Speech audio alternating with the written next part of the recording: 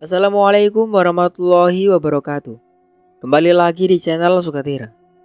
Di kesempatan kali ini saya akan membawakan sebuah cerita yang berjudul Jenazah dalam Tembok. Cerita ini ditulis oleh akun KBM bernama Fatihah.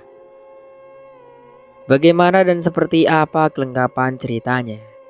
Tentunya tak usah berlama-lama. Langsung saja kita masuk ke ceritanya.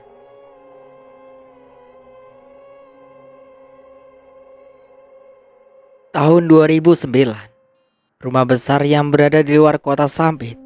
Pada pagi harinya terdengar sebuah berita menghebohkan. Seorang lelaki dibunuh, kepalanya dipenggal, lalu digantung di muka pagar. Di dalam rumah juga ditemukan 4 mayat wanita yang tidak lain adalah istri dari pemilik rumah, serta anak gadisnya yang meninggal dalam keadaan tanpa busana.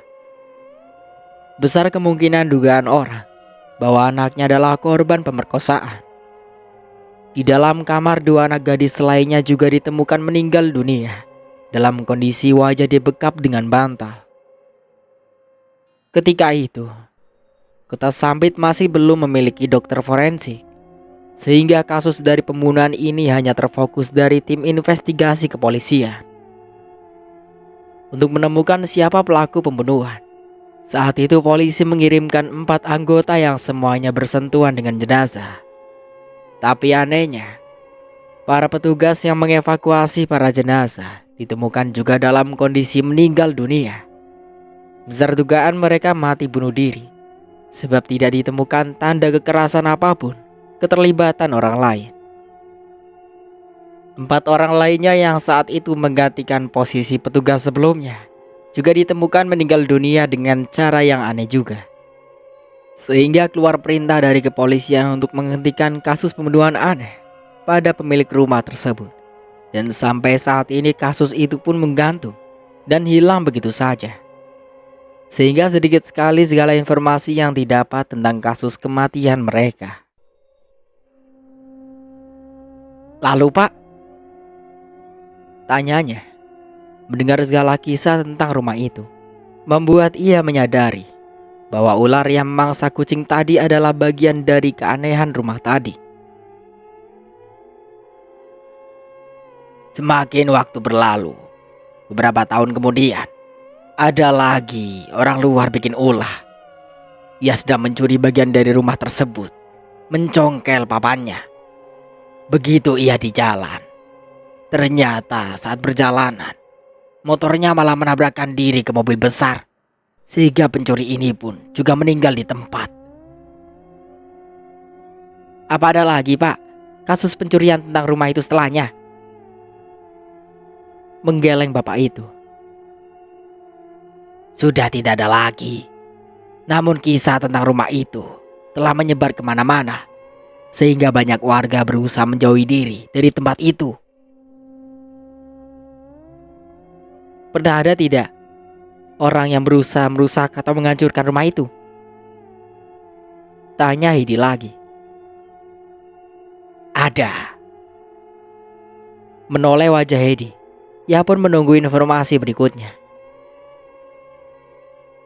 Saat itu, selepas sholat duhur, ada lelaki membawakan minyak bensin. Tujuannya untuk membakar rumah itu, karena dianggap mengganggu proses rencana pembuatan jalan.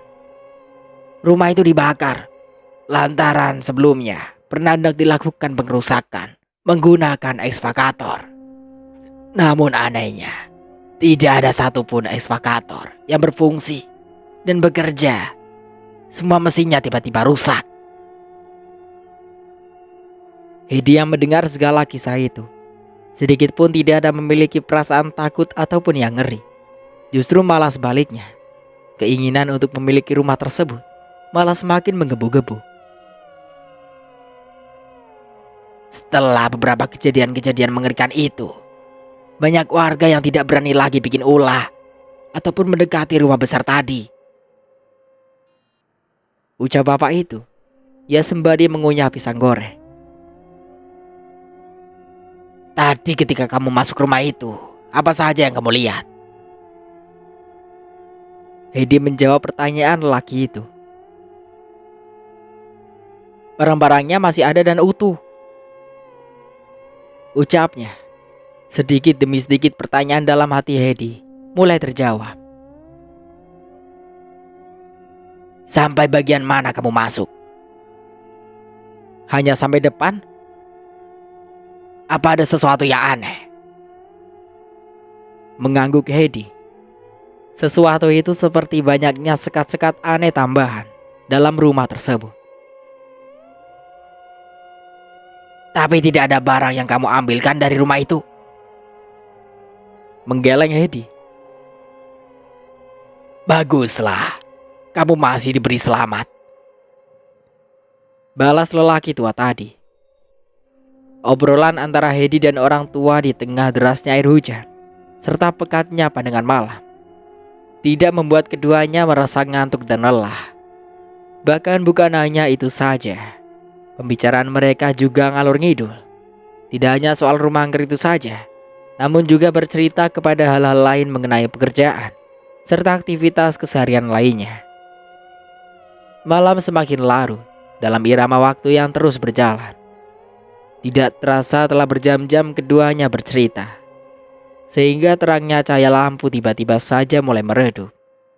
Rupanya petugas yang biasa menangani bagian kelistrikan mulai hendak mematikan aliran listrik ke rumah-rumah warga. Rupanya sudah jam 11, ucap lelaki itu. Melihat tuan rumah masuk ke dalam rumah lantaran lampu telah padam, Hedi pun menyusul ke dalam. Lalu tepat pada pukul 11 malam, lampu genset milik perusahaan kebun sawit telah sampai pada waktu pemadaman malam, sehingga rumah ini menjadi gelap gulita. Tapi pemilik rumah segera mengambil lilin. Tinggal di perusahaan perkebunan kelapa sawit memiliki aturan khusus untuk seluruh pegawainya. Aturan itu hanya berlaku untuk seluruh buruh perusahaan, bahwa lampu hanya boleh dihidupkan mulai pukul 5 sore sampai dengan nanti pukul 11 malam. Lalu akan dihidupkan kembali oleh petugas pada pukul 4 pagi. Tujuannya agar setiap buruh karyawan aktif menyiapkan segala persiapan, seperti sarapan dan lain-lainnya, untuk seluruh anggota keluarga yang siap bekerja. Dan lampu pada pagi ini hanya diberi jatah hidup sampai pukul 6 pagi saja. Karena kamar di rumah ini hanya satu. Nah, kamu tidur di ruang tamu ya. Lelaki tua itu memberikan bantal dan selimut untuk Hedi. Di lantainya juga dipasangi karpet tebal yang hangat. Baik pak, terima kasih banyak, balas Hedi. Ia nampak terharu, sebab diperlakukan dengan baik oleh seseorang yang baru saja dikenalnya. Malam ini ditutup dengan sebuah perasaan hati yang bahagia, serta hangatnya selimut. Tidak dapat dibayangkan apabila tadi ia tidur di rumah tua. Mungkin saat ini tubuhnya sedang basah kuyup oleh air hujan. Pagi harinya tepat pukul 5, area komplek perumahan G10 terjadi kehebohan.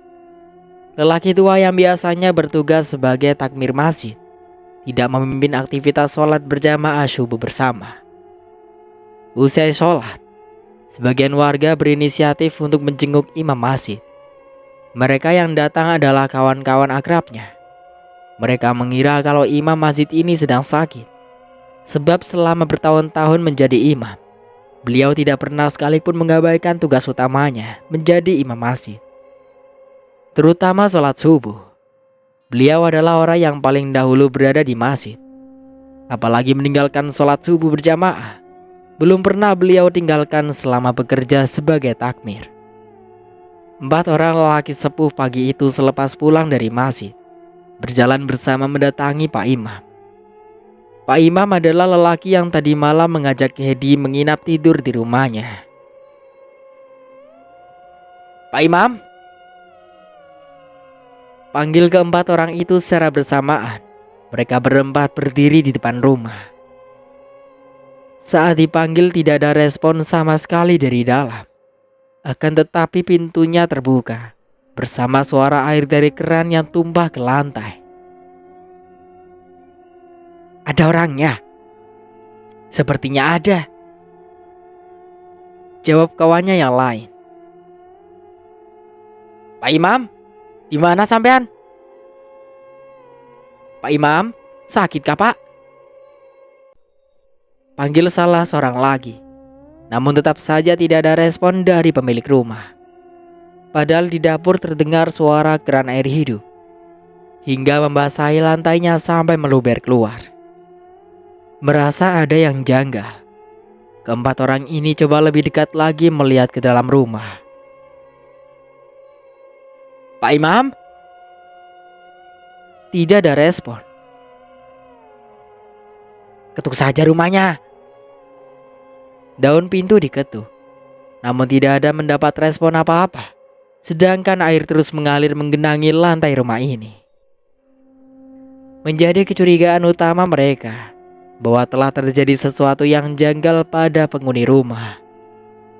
Merasa yakin telah terjadi sesuatu, keempat orang ini pun sepakat untuk masuk ke dalam dan memeriksa dapur serta membuka kamar pribadi Pak Imam. Yon! Teriak kawannya saat kamar terbuka. Mereka dibuat terkejut ketika melihat sesuatu yang mengerikan. Ditemukannya banyak darah di atas kasur. Pak Imam! Teriak salah seorang kawannya. Wajah pucat tanpa ekspresi, dengan kondisi bawah kepala yang menghitam. Kondisi Pak Imam saat itu dalam keadaan tidak bernyawa. Begitu juga dengan istrinya. Kedua orang ini ditemukan dalam kondisi telah meninggal dunia di atas kasur. Wajah keduanya pucat. Pak Imam, apabila dilihat dari kondisi fisiknya, terlihat pada lehernya seperti dipulas paksa ke sebelah kiri. Sedang istrinya meninggal dalam keadaan bersimbah darah di atas kasur. Bagian dadanya terbelah dengan luka bacok yang cukup besar. Kemungkinan besar kedua orang ini meninggal dalam keadaan tertidur, sebab posisi keduanya masih berada di atas kasur. Hedi yang merasakan seluruh tubuhnya kedinginan mendapati wajahnya basah terkena embun. Akibat merasakan rasa dingin yang tidak biasa pada sekujur tubuh.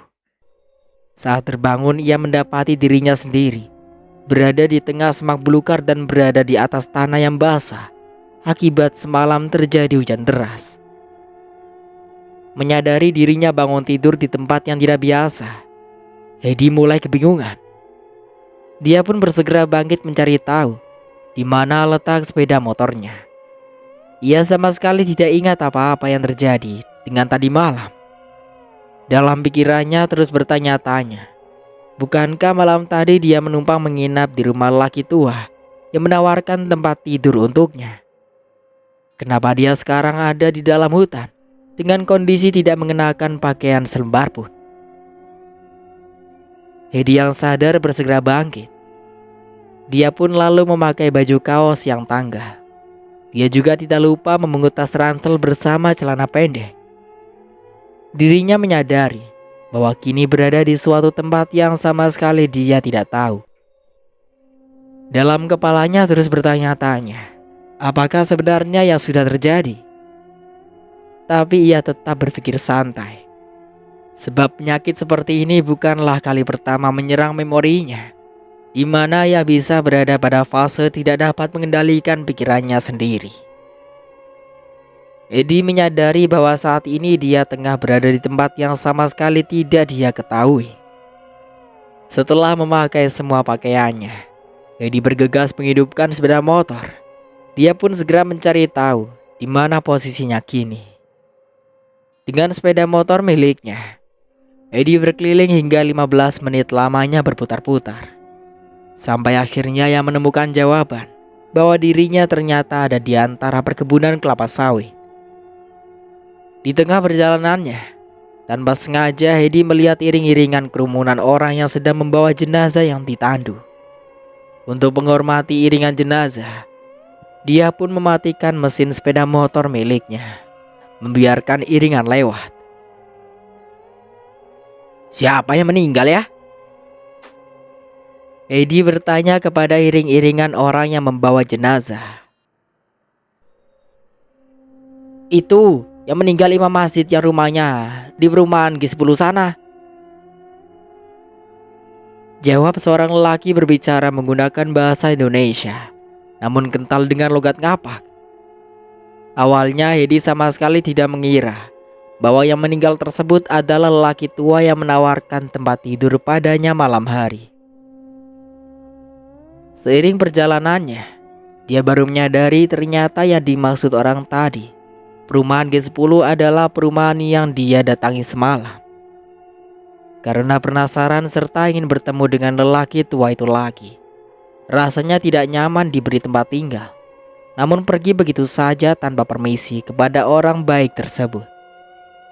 Hedi membelokkan sepeda motor menuju gerbang perumahan. Saat masuk di komplek perumahan, dia masih ingat betul letak posisi rumah lelaki tua semalam berada di samping TPA atau tempat penitipan anak. Namun saat sampai di rumah lelaki tua, ia dikejutkan.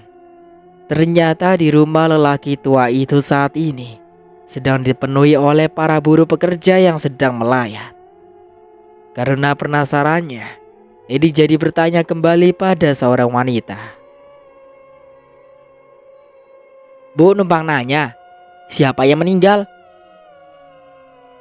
Wanita berkerudung coklat itu menoleh pada Hedi. Dia bertanya balik. "Adik siapa ya? Tamu Pak Imam kah?"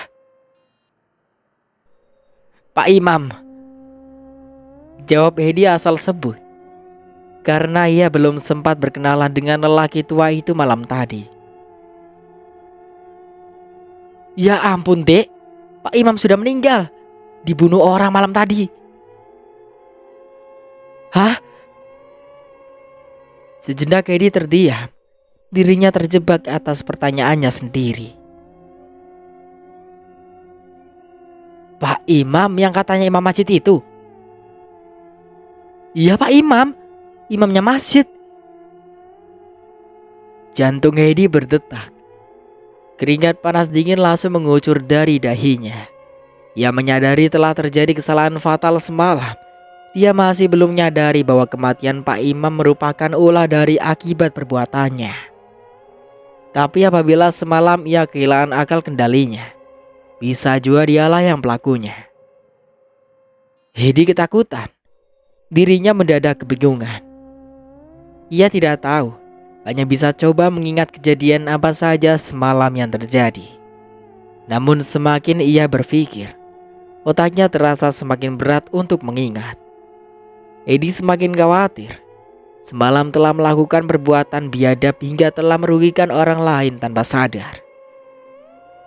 Hedi menampar pipinya sendiri. Ia nampak sedih dan merasa bersalah. Ia sangat takut jika kematian lelaki tua itu oleh akibat tangannya.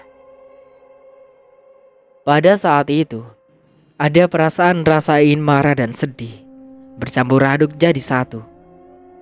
Pada detik-detik seperti inilah, tiba-tiba lahir sebuah perasaan ingin tertawa. Hedi menutup mulutnya rapat-rapat dengan kedua telapak tangannya. Dia tidak ingin menjadi perhatian pelayat. Tidak mungkin rasanya dirinya tertawa di saat semua orang sedang bersedih. Semua orang berkumpul di rumah duka memperhatikan lelaki kurus ini. Sebab wajahnya nampak tersiksa di saat berusaha menahan keinginan untuk tertawa. Hedi kembali menaiki motornya. Tanpa banyak basa-basi lagi, Hedi pun pergi meninggalkan rumah duka dan keluar dari komplek perumahan. Hedi tidak ingin kesedihan yang bertentangan dengan ekspresi wajahnya ini diketahui oleh orang lain. Yang tidak tahu pasti saja mengira bahwa dirinya sedang mengejek atau menertawakan kematian orang lain. Sepanjang perjalanan, Hedi mengusap air matanya. Ia menangis dan tertawa sejadi-jadinya. Ia ingin segera pergi jauh meninggalkan tempat itu, melalui jalanan berbatu ini, agar bisa meninggalkan jalan utama perkebunan kelapa sawit ini. Dalam keadaan sedih tersebutlah, Hedi kembali teringat dengan segala apa yang dia dapatkan dari kebaikan lelaki tersebut. Setiap kata-kata yang didengarkan dari lelaki tua itu semalam, benar-benar menginspirasi hidupnya. Kebaikan orang seperti itu sangat sulit ditemukan, apalagi pada orang yang baru dikenal. Semakin Edi mengingatnya, hanya membuatnya semakin sedih. Merasa tidak sanggup membawa sepeda motor yang dikendarainya, Edi pun mematikan mesin motor. Dia mengusap air mata, dan mulutnya terus tertawa sampai terbahak-bahak, seorang diri di pinggir jalan. Beberapa orang yang lalu lalang berpapasan dengan Edi melihatnya dengan pandangan yang aneh. Berada di jalan poros kebun, melihat tingkah aneh Edi, mereka melihat sambil memandang lelaki itu dengan penuh keanehan. Yang tidak tahu dengan deritanya, pasti orang awam akan menganggapnya gila. Semakin dia bersedih, rasa tertawanya semakin menjadi-jadi. Dia bahkan merebahkan badannya pada tanah. Setelah meluapkan segala emosinya selama 10 menit, Edi akhirnya mampu mengontrol kembali emosinya. Sehingga Edi pun kembali menaiki sepeda motor untuk segera pergi dari daerah perkebunan. Selama dalam perjalanan, Edi tiba-tiba saja mengingat seseorang yang menurutnya paham akan dunia yang aneh, yaitu Johar. Sahabat akrab motornya terdahulu membuat Edi juga menaruh hormat padanya. Mungkin Johar tidak lagi mengenalnya, tapi ia sangat tahu lelaki tersebut.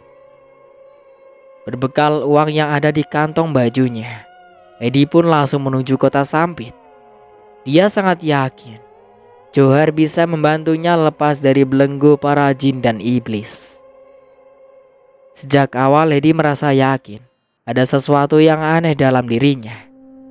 Terutama di saat tidur, ia kerap sekali didatangi oleh mimpi-mimpi yang aneh. Perjalanan lelaki ini dengan motornya akhirnya sampai juga di rumah seseorang yang ia cari. Lelaki tersebut bernama Johar. Ia mengetahui alamat rumah ini karena beberapa tahun yang lalu dia pernah kesini dibawa oleh kawan. Motor Supra tua miliknya memiliki suara yang khas.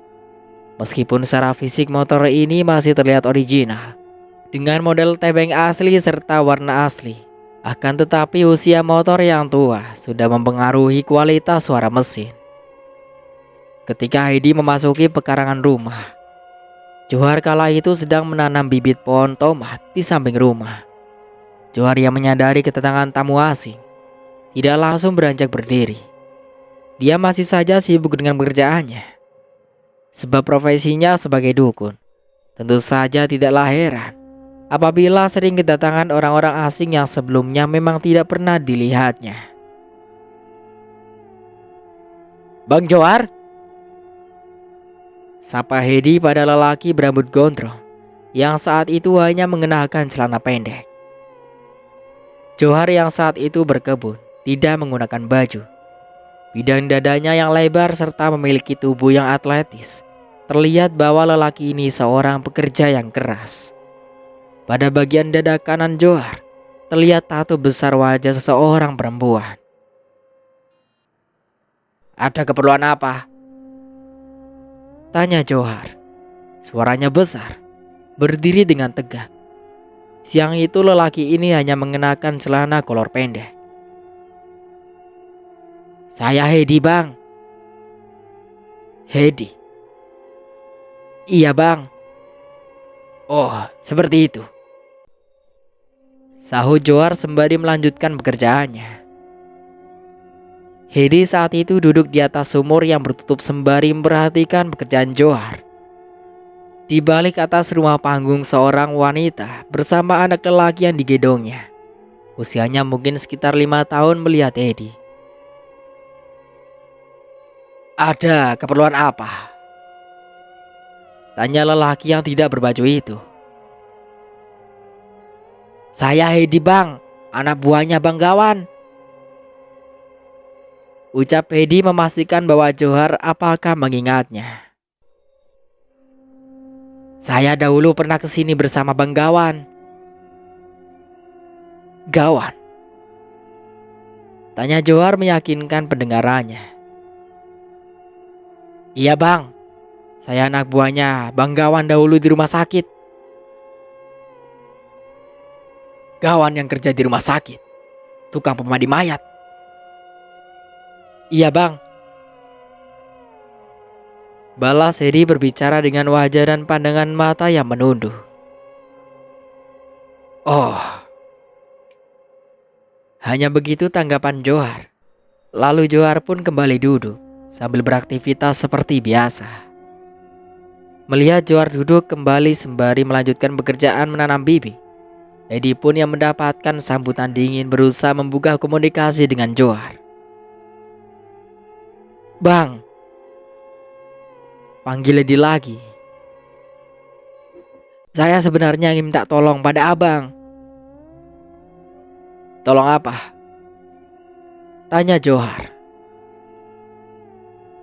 Saya ini bang, tidak punya tempat tinggal. Lalu? Saya mau minta bantu abang. Minta bantu apa? Begini bang. Saya kebetulan dapat rumah besar. Kata orang rumah itu angker. Jika abang tidak keberatan dan berkenan, apa abang bisa bantu saya? Bantu apa? Maksud saya minta bantu menetralkan rumah tersebut supaya dihilangkan dari segala gangguannya. Gangguan makhluk halus. Bisa saja, balas Johar. Dia pun berdiri meninggalkan sejenak pekerjaannya, menuju sisi sumur beton yang bagian atasnya ditutupi dengan papan lebar. Di situ ada teko es bersama gelas serta sepiring biskuit. Lalu Johar mendatangi Hedi ikut duduk di sisinya sembari meneguk segelas air es. Minumlah. Johar menawari Hedi. Baik bang, terima kasih. Johar duduk di sebelah Hedi, tangannya mencomot biskuit, serta meneguk kembali segelas air es yang dituang dari teko. Gangguannya seperti apa? Hedi menceritakan segala informasi yang dia dapat dari orang-orang yang tahu betul perkara soal rumah itu. Hedi menceritakan kepada Johar dari informasi A sampai Z. Sebenarnya hari ini aku sedang sibuk, tapi bisa saja aku membantumu. Wajah Hedi sumringah. Ia mendapat angin segar bahwa dukun ini bersedia menolongnya. Apa yang perlu aku siapkan bang? Terdiam Johar. Ia nampak berpikir jenak untuk membagi waktunya, mengingat ia harus menyelesaikan pekerjaannya menanam bibit. Aku perlu melihat rumahnya dulu. Mau tanya dulu untuk mahar pekerjaannya. Berapa yang harus saya keluarkan bang? Aku minta 500.000. Mendengar nilainya yang besar, Hedi sejenak berpikir untuk menawar. Bisa kurang kah bang? Sebenarnya itu pas saja. Apalagi rumah itu sepertinya penunggunya bukan jin biasa. Aku harus mengadu jinku dengan jin penunggu rumah. Konsekuensinya jinku bisa mati dan aku bisa celaka, ucap Johar. Ia berkata demikian hanya agar terlihat sakti di depan orang yang sedang membutuhkan jasa bantuannya. Sebab ia tahu orang-orang yang datang ke dukun biasanya adalah orang yang sedang berputus asa. Atau bisa juga seseorang itu percaya hal gaib, namun sama sekali tidak memahami teori pekerja praktek dukun, tetapi percaya bahwa dukun serba bisa. Padahal sejatinya pekerjaan dukun adalah pekerjaan menebak, yang terkadang bisa saja benar, bisa juga salah. Adapun praktek serta teori pekerjaannya lebih kepada informasi turun-temurun. Contohnya makhluk halus benci daun bidara, atau mengusir makhluk halus dengan cara membakar garam. Semua praktek ritual ini sebenarnya sama sekali tidak mempengaruhi segala sesuatu yang memang tertanam pada sebuah tempat yang memang dianggap angker. Sebab sejatinya secara normal, apabila suatu rumah kosong dianggap angker, Apabila didiami oleh manusia, maka secara otomatis rumah tersebut seolah memiliki nyawa baru. Tentu saja manusia yang mendiami rumah itu bisa mengurusnya. Dengan begitu saja, maka peralihan udara dari negatif berubah secara otomatis ke positif. Aura negatif yang diakibatkan oleh molekul aktivitas udara pada rumah kosong tersebut akan berubah dengan sendirinya. Sirkulasi peredaran oksigennya menjadi lancar, sehingga istilah-istilah keangkerannya serta kehororan fisik bangunan akan memudar dengan sendirinya. Itulah mengapa apabila ada rumah besar dengan kelembapan udara tertentu, membutuhkan sebuah cahaya yang luas dan cukup. Sistem sirkulasi udara akan menjadi lancar, sehingga aura positif dari sinar matahari pun dapat masuk dengan baik, sehingga terpancarlah aura positifnya. Dan manusia yang mendiami akan percaya diri, sebab merasa yakin tidak ada apa-apa di rumah angker. Itulah rumah angker yang sebenarnya, yang membuatnya bersih. Selain faktor alam, juga faktor manusia yang mendiami rumah itu sendiri. Apabila dia merasa yakin bahwa rumah tidak angker, penghuninya gelap sudah diusir, maka sugesti yang tertanam dalam kepalanya menjadi positif. Di sini fungsi dukun hanya lebih seperti menanam sugesti saja. Walaupun apabila ritual yang dilakukannya, semua itu tidak akan berguna jika si pemilik yang mendiami rumah angker masih tidak meyakini kalau rumahnya telah bersih dari gangguan negatif. Sejatinya di dalam agama, jin memanglah berdekatan. Ia memang ada di rumah kita, tinggal di tempat-tempat kotor, seperti selokan, pembuangan air kotor, dan toilet. Hanya saja kita yang mendiami rumah itulah yang memiliki kuasa. Apabila pemilik rumah memiliki aura positif, yang intinya tidak memperdulikan penghuni gelap di rumahnya, maka jin yang mendiami rumah tersebut menjadi kerdil karena tidak bisa menakuti ataupun memberikan efek halusinasi pada penghuni rumah. Edi mengeluarkan uang pecahan 100.000 sebanyak 5 lembar, lalu memberikannya pada Johar. "Ini bang," ucap Edi memberikannya pada Johar. Sumringah wajah Johar. Ia pun menyambut uang tersebut.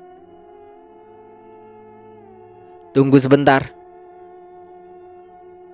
Edi menunggu Johar yang saat itu langsung masuk menuju rumahnya. Dia memberikan uang tersebut untuk istrinya. "Mini, ini duit. Kamu berbelanjalah sana beli keperluan dapur. Sisakan aku 100.000. Istrinya yang menerima uang tersebut tersenyum lalu bertanya, "Siapa itu bang?" "Itu ada dari anak buah Gawan," balasnya langsung menuju kamar untuk mengganti pakaian. Istrinya Johar mengintip keluar dan melihat Hedi yang saat itu sedang duduk di atas sumur. Gawan diam-diam ternyata masih punya anak buah. Begitu ucapan istri Johar. Usai mengganti pakaian, Johar keluar, bersiap berangkat bersama Hedi untuk melihat rumah angker yang akan dinetralkannya. "Ayo," ajak Johar. Ia bersiap dengan helmnya. Hedi yang saat itu melihat Johar bersiap, ia pun berdiri. Namun anehnya, tiba-tiba saja, kenapa ada perasaan ingin tertawa. Melihat perilaku Hedi yang menertawakan dirinya, Johar melihat pakaiannya. Ia heran, apakah ada yang lucu dengan baju dan celananya. "Ada masalah apa?" tanya Johar yang saat itu melihat Hedi tertawa sambil menggaruk-garuk kepala. "Hei, maksudnya apa?" bentak Johar. Ia mulai tersinggung menganggap Hedi sedang meledek dirinya. Johar yang belum mengenal Hedi mulai merasakan bahwa orang ini sedang bermain-main dengannya. "Maksudmu apa menertawakanku?" Wajah Johar terlihat marah. Hedi yang masih belum mampu mengontrol emosinya masih saja terus tertawa. Johar kembali bertanya, "Maksudmu apa menertawakanku?" Hedi belum bisa menjawab. Terus saja berusaha mengendalikan emosinya, namun tidak kuasa. Johar yang merasa tersinggung mengangkat tangan kanannya, lalu mengepalkan tinju yang langsung diarahkan pada pipi kiri Hedi, hingga membuat laki ini tersungkur ke tanah. Bukannya berhenti, Hedi justru semakin kencang lagi tertawanya. Merasa terus diejek, Johar lalu menambahkan pukulan yang mendarat di wajah Hedi. Belum puas mengajar Hedi, Johar menarik kerah baju Hedi dan menghujamkan kembali pukulan secara bertubi-tubi di area perut dan dada hingga membuat laki ini jatuh untuk kesekian kalinya ke tanah. Semakin Hedi merasa sakit, ekspresi wajahnya terus semakin tertawa sampai akhirnya emosinya kembali normal. Namun kini dirinya sudah babak belur diajar Johar. Menangis merengek kesakitan, menahan sakit pada bagian perut. Hedi memohon minta ampun. "Ampun bang, ampun." Hedi mengibah. "Kenapa mengejekku?" Johar masih mengepalkan tangan, hendak mengajar kembali Hedi. "Saya punya penyakit. Saya tidak bisa mengendalikan tertawa saya. Ampun bang," ucapnya. Dia meringis kesakitan. Rupanya Johar masih belum paham juga. Ia yang diliputi kemarahan mengangkat kerah baju Hedi. Satu pukulan kembali mendarat di pipi kanan. Kali ini Hedi tersungkur kembali ke tanah. "Bang, sudah bang!" teriak istrinya dari dalam. Berteriak di saat dilihatnya mengajar tamunya sendiri. "Bisa mati anak orang bang." "Apa maksudmu menertawakanku?" bentak Johar. Setelah benar-benar bisa mengontrol emosinya, dia meminta maaf pada Johar. "Maafkan aku bang, bukan maksudku menertawakan abang, tapi aku punya penyakit. Ketika aku gugup, marah, sedih, menangis, pasti penyakit tertawaku kambuh bang." Johar yang awalnya tidak paham mulai mendengarkan apa yang dikatakan oleh Hedi. "Sekali lagi aku minta maaf bang. Kalau aku tertawa itu artinya aku sedang terkena penyakit. Penyakitku ini aneh." Hedi pun dengan sopannya meminta izin untuk berbicara. Dia menjelaskan segala permasalahan hidupnya pada Johar hingga lelaki yang marah ini pun emosinya kembali tenang. Hedi meminta pertolongan Johar yang tadi sempat geram badannya. Kini dia mulai merasa bersalah serta menanamkan rasa simpati pada lelaki ini. "Maafkan aku, Dik," ucap Johar. Ia memapah tubuh Harry yang lemas akibat beberapa bogem pukulan mentah mendarat di wajahnya. Istri Johar yang melihat kondisi Hedi bersimpati. Ia lalu mengambil es batu dan mengompres wajah Hedi agar tidak bengkak. Usai berbicara panjang lebar tentang penyakitnya, rencana dan tujuan mereka pun ditunda, sebab ada sebuah panggilan darurat dari telepon yang memanggilnya. "Halo?" Terdengar suara dari seberang telepon seseorang memanggil namanya. "Pak Edi, bisakah kamu ke rumah sakit sekarang?" "Ada apa pak?" sahut Edi sembari memegang pipinya yang sakit. "Ada jenazah yang harus bapak mandikan hari ini." "Oh begitu kah pak? Baiklah, saya akan ke sana pak," balas Hedi. Ia pun mematikan ponselnya. Johar memandangi Hedi. Dalam hatinya bertanya, apakah jadi berangkat? "Bang, saya ada kerjaan sebentar. Bisakah saya tinggalkan dahulu? Sekitar 1 jam, saya akan jemput abang." "Bisa saja. Selesaikan saja dahulu kerjaanmu. Aku di rumah saja seharian ini," balas Johar. "Makasih bang," ucap Hedi. Dia pun keluar rumah Johar, lalu berangkat menuju ke rumah sakit. Johar yang melihat Hedi, tiba saja lahir rasa iba pada lelaki malang tadi, lalu membiarkan Hedi pergi. Saat melihat pundaknya sejenak, ia mengingat kembali almarhum kawan. Suasana di kota Sampit hari ini, cuacanya cukuplah cerah dan terang. Awan-awan bergerak tipis melewati jembatan angin di udara. Suasana kota Sampit saat itu cukup ramai, terutama sekitar pasar.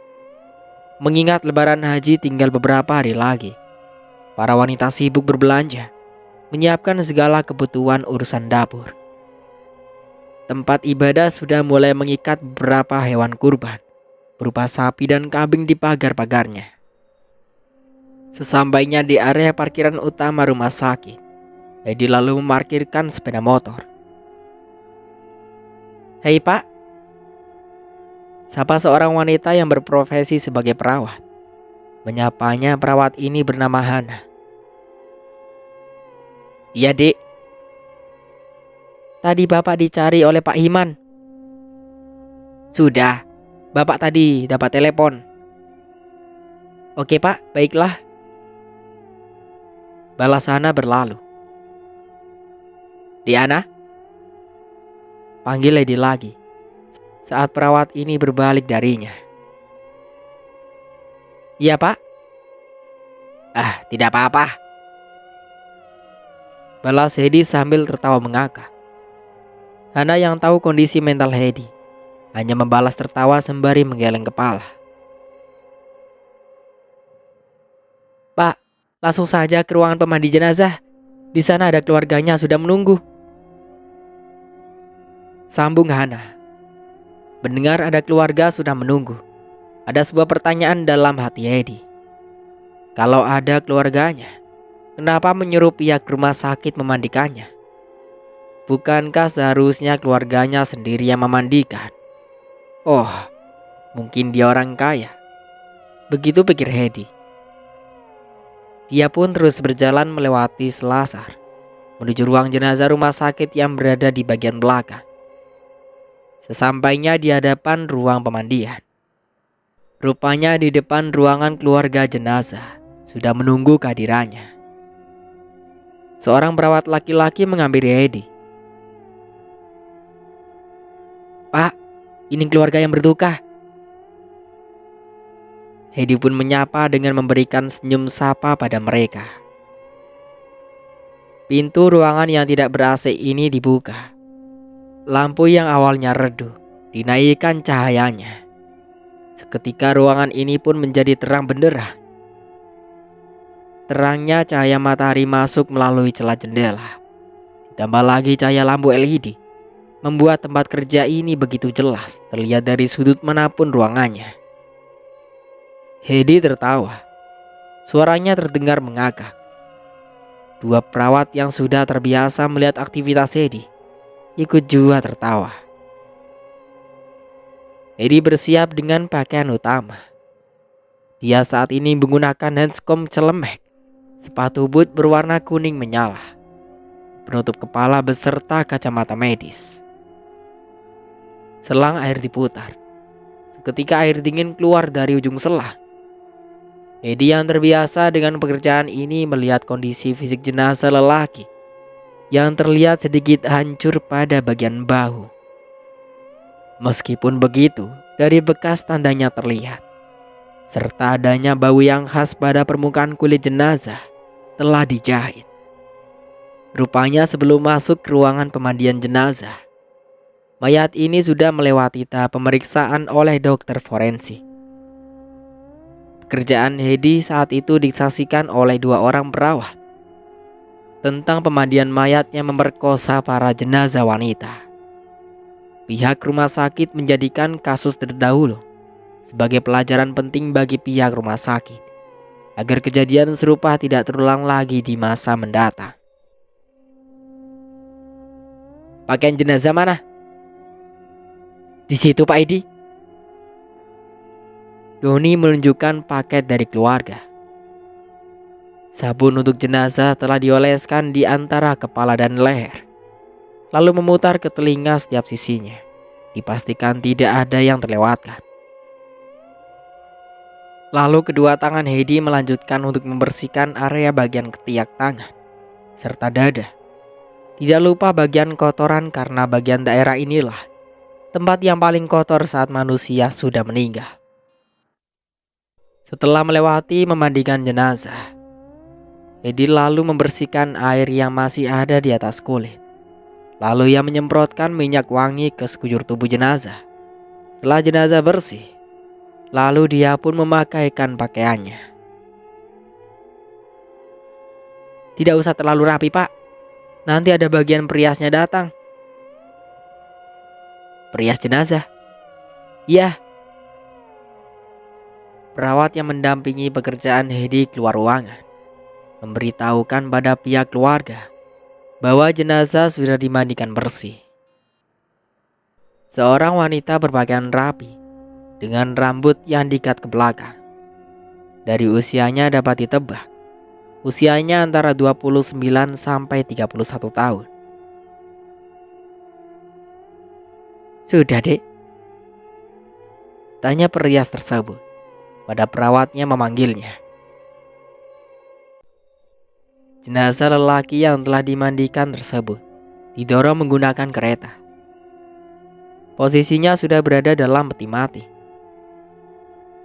Wanita perias ini menghirup aroma wangi yang tadinya disemprot oleh Heidi. Tisu basah ia tempelkan pada permukaan kulit wajah. Lalu setelah itu, menempelkan tisu kering untuk menyerap sisa air. Sebelum memulai pekerjaannya, perias ini mengeluarkan ponsel Android miliknya, lalu memotret wajah jenazah. Wanita perias ini mulai merapikan pakaian. Beberapa kerutan serta lipatan pada bajunya tidak ia biarkan terlihat. Bahkan kalung yang biasa dipakai jenazah dikeluarkan dari balik baju. Dasi kupu-kupu serta beberapa aksesoris jas dipasangkan. Cincin pernikahan milik jenazah dia pasangkan di jari manis untuk memastikan cincin ini masih kuat, lalu melepasnya kembali.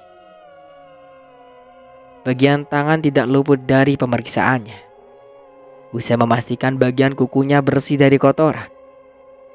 Usai membersihkan ujung-ujung pada kuku, dia pun lalu memasangkan kaos tangan berwarna putih transparan dan memastikan baju jas jenazah telah benar-benar rapi. Lalu memasangkan lagi cincin yang tadi sempat dilepas. Usai memeriksa bagian tubuh lainnya satu persatu, wanita ini pun lalu memeriksa kulit pada bagian wajah yang tadi dia tempelkan menggunakan tisu. Setelah yakin tidak basah lagi, dia mulai mengusap bedah dan meratakannya di atas permukaan kulit, bahkan sampai di belakang telinga pun tidak luput dari pemeriksaannya. Rambut yang kurang rapi dioles menggunakan minyak khusus sehingga tampilannya menjadi lebih hitam. Sisir kecil beserta gunting yang berasal di sisi kiri koper ia ambil untuk memotong bagian rambut yang menurutnya kurang rapi. Beberapa titik sudut wajah yang terlihat pucat mulai disamarkan menggunakan make up. Lalu memulai dengan mengoles krim dasar sebelum melanjutkan ke tahap berikutnya. Lubang pada bagian hidung dan mata tidak luput juga dibersihkan. Bagian bulu hidung kecil juga dipotong. Heidi diam-diam memperhatikan ketelitian wanita perias jenazah itu. Ada kekaguman yang tertanam dalam hatinya. Wanita tersebut melakukannya tiap pekerjaannya dengan sangat rapi dan sungguh-sungguh. Caranya memperlakukan jenazah seperti memperlakukan manusia yang hidup, penuh kehati-hatian dan sopan. Tiap pergerakannya seolah sihir yang membuat Heidi semakin kagum padanya. Tangannya begitu lihai dalam memainkan kuas. "Apa kamu tidak takut?" tanya Heidi mendatangi perias jenazah. Wanita di sebelahnya menoleh sembari membalas dengan senyum. "Untuk apa aku takut? Sudah berapa lama bekerja seperti ini?" "Aku bekerja seperti ini sudah lebih dari 12 tahun. Oh, Lama ya? Balas Hedi lagi. Wanita yang berdiri di sebelah Hedi memperhatikan luka lebam antara pipi dan dahi. Dahimu kenapa? Ini. Hedi menunjuk dahinya sendiri yang lebam. Iya. Tidak apa, hanya kena benturan sedikit. Benturan pakai tonjokan. Balas pria itu, bersambung dengan tawa. Sebab sebagai pria tentu ia tahu bentuk benturan benda keras maupun pukulan. Untuk sementara aku cukupkan dulu ceritanya sampai di sini. Sampai jumpa kembali di part berikutnya. Saya Mang Dayun pamit undur diri. Kurang lebihnya mohon maaf. Wassalamualaikum warahmatullahi wabarakatuh.